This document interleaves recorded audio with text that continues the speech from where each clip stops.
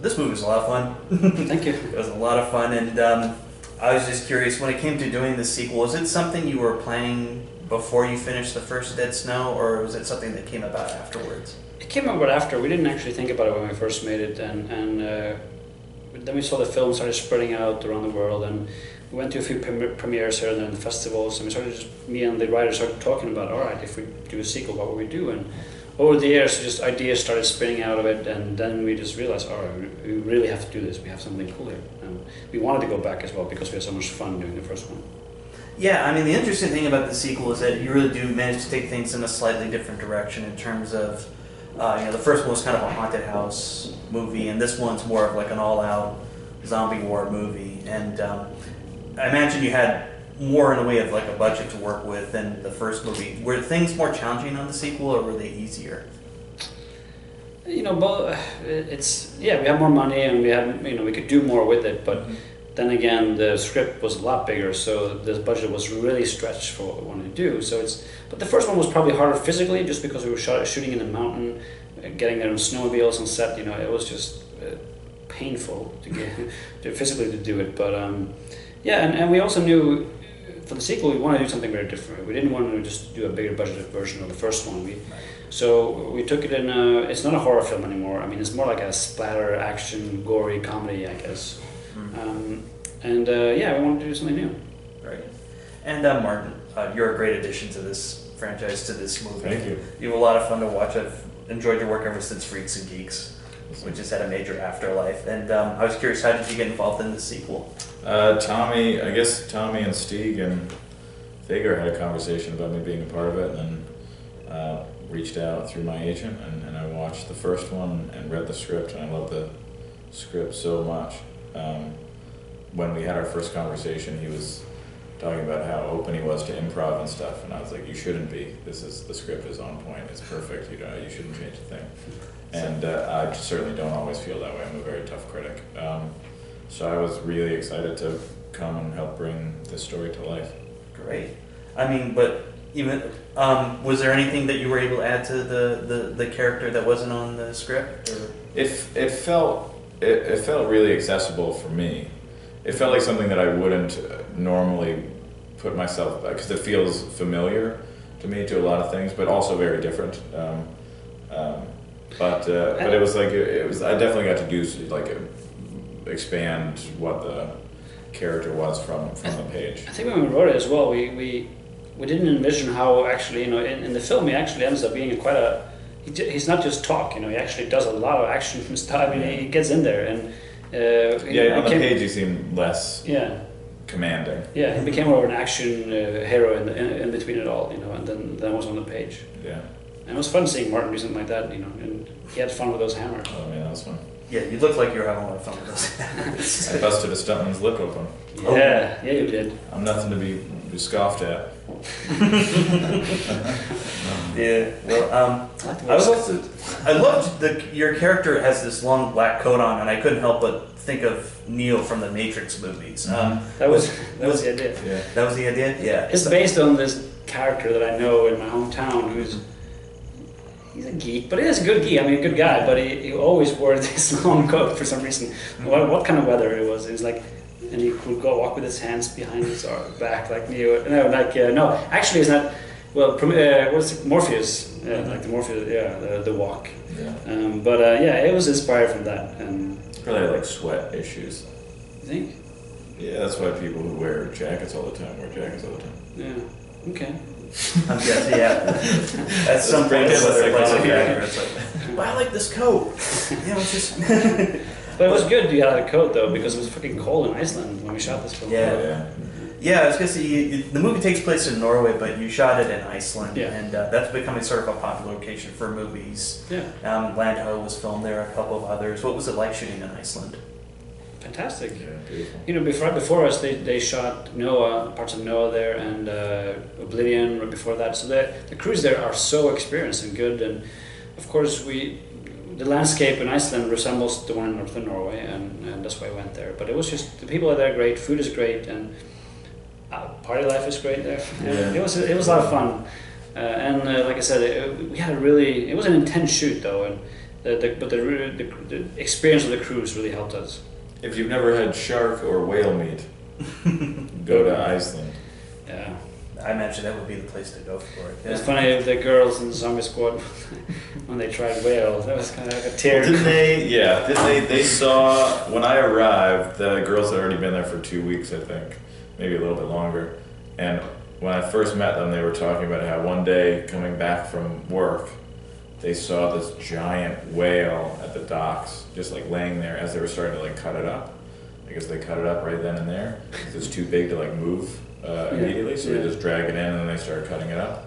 And they said the smell was terrible, and both of them just started bawling, staring at this giant whale that was. Yeah, so it is a, you know, not to get into the whole debate, but you know, in Norway. Oh, I have nothing. No, I mean, I'm just saying in general, Norway and Iceland we still do that. We don't have much, but it's still, it's like that's 1,000 years back tradition. I mean, but it's also this is what made me question this is what got me on board to some degree with the notion that it is okay for them to be killing whales, is that their fishing suffers when the whale population grows too much.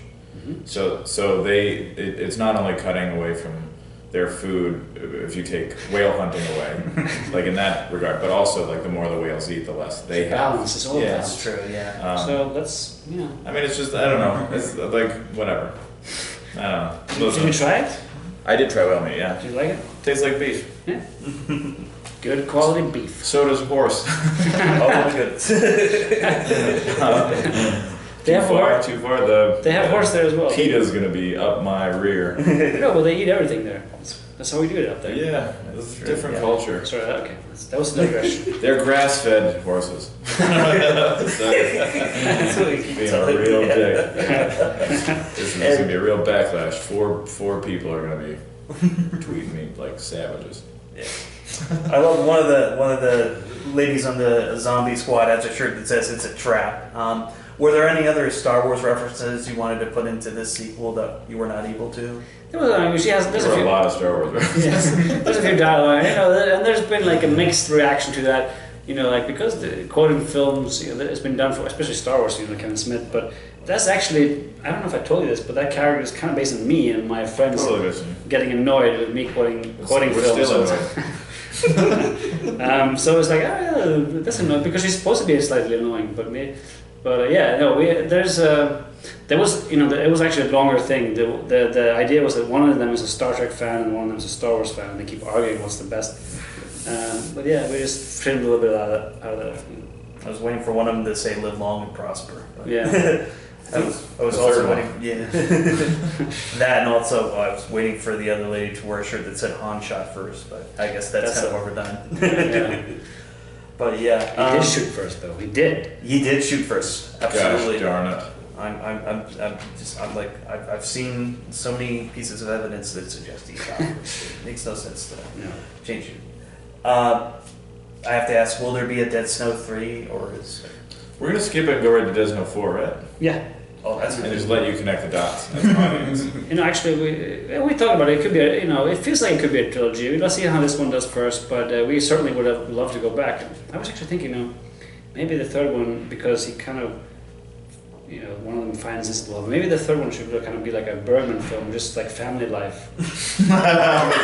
Zombies of him raising his new zombie babies. Half zombie babies. Yeah. It's like the struggles within the family. Yeah, they want to eat blood, but they can get nourishment from regular food because they're only half zombies. Something like that. I feel like something like that.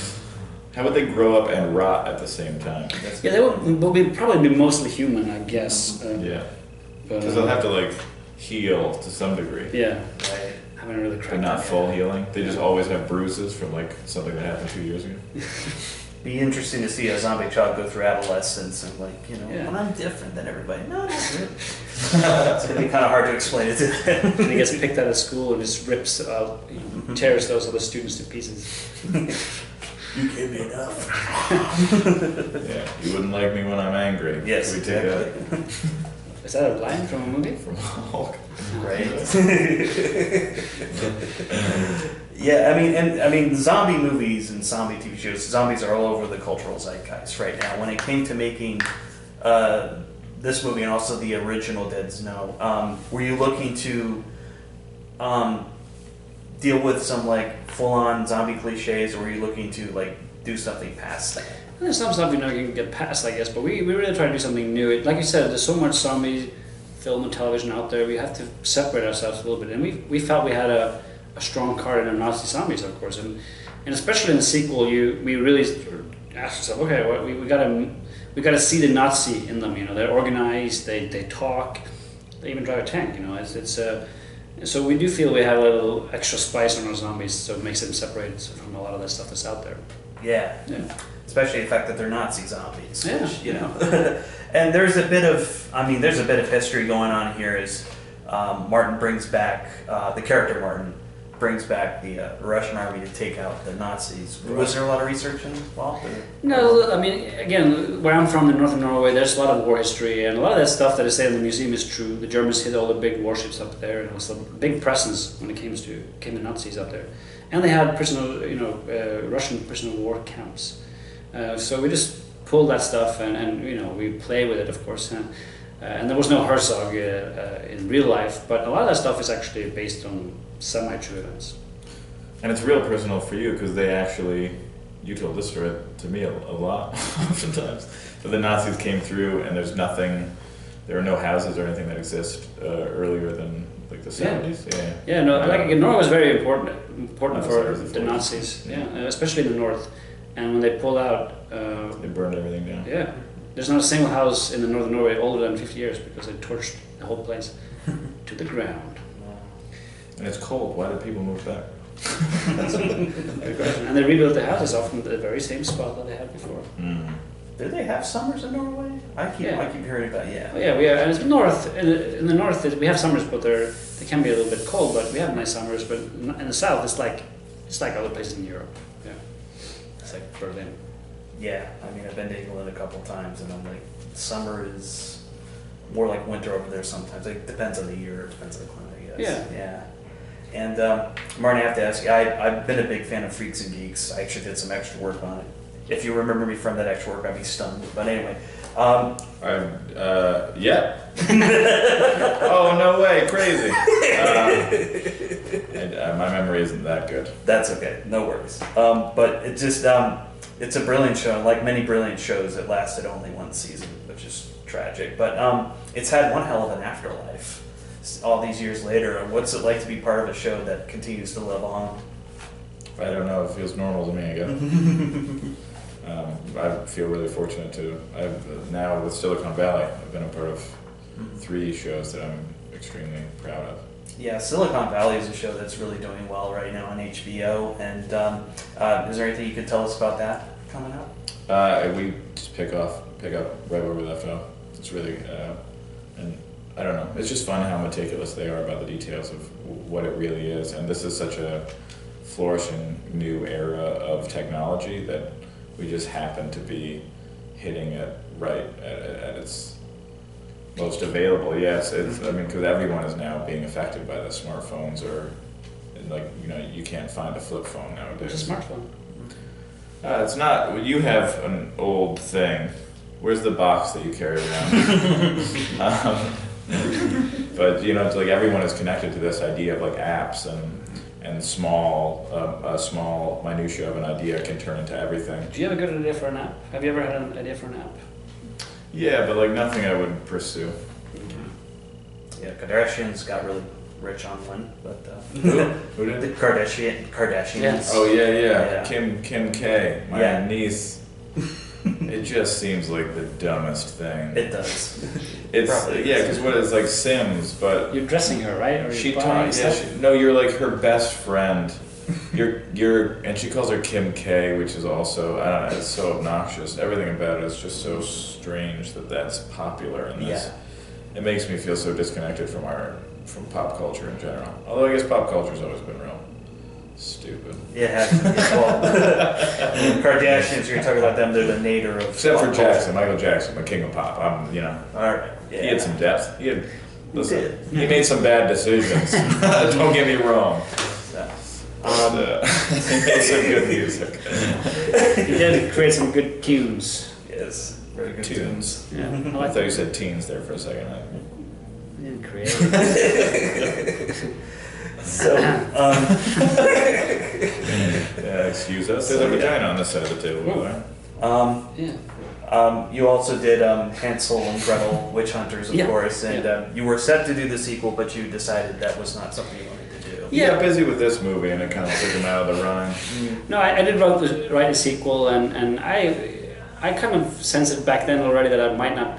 It's just like I'm attached to like 2 or 3 other things, and I'm very proud of the film and what it did. It was just it felt like the right move.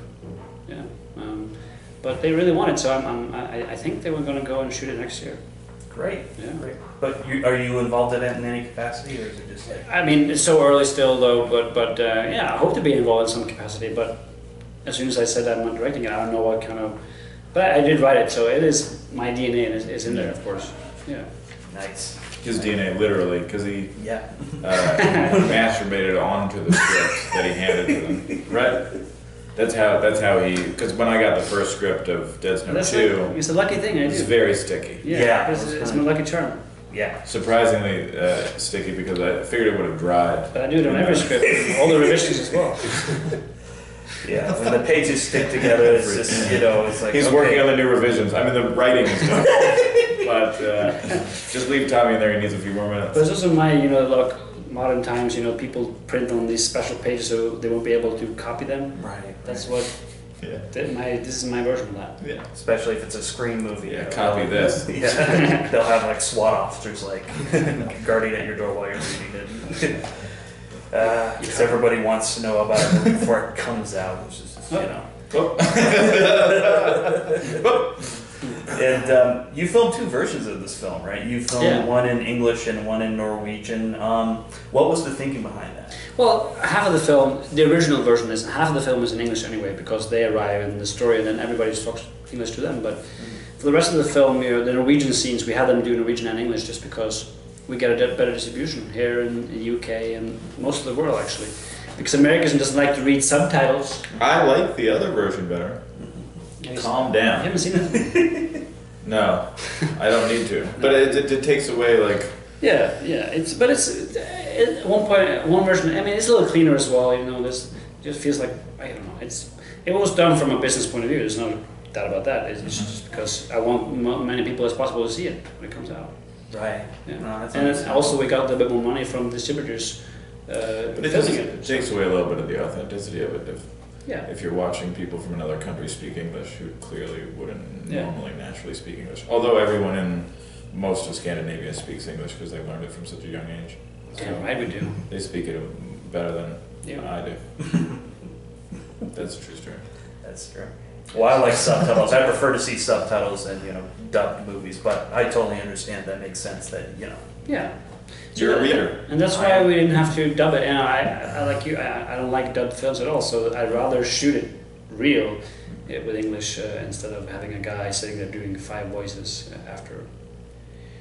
Go get those Sammys! Yeah, go get them! I was willing to do it. Yeah.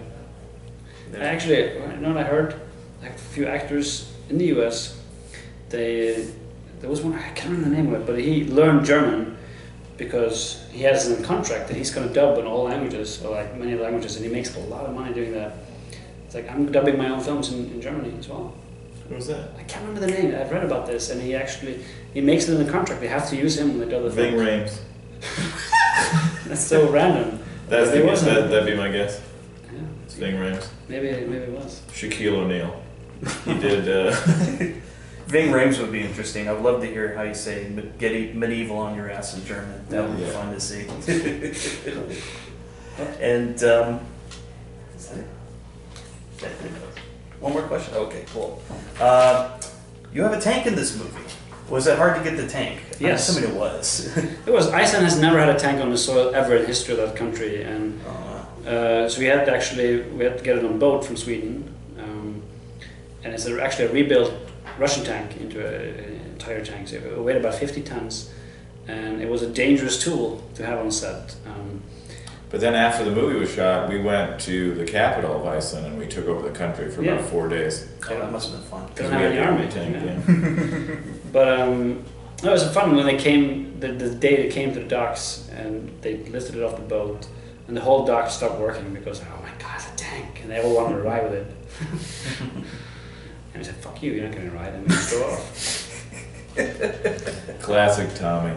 Classic Downey, great. Well, this was a lot of fun. It's a fun sequel. It's great you got to revisit it. Thank you very much for your time. Thank you.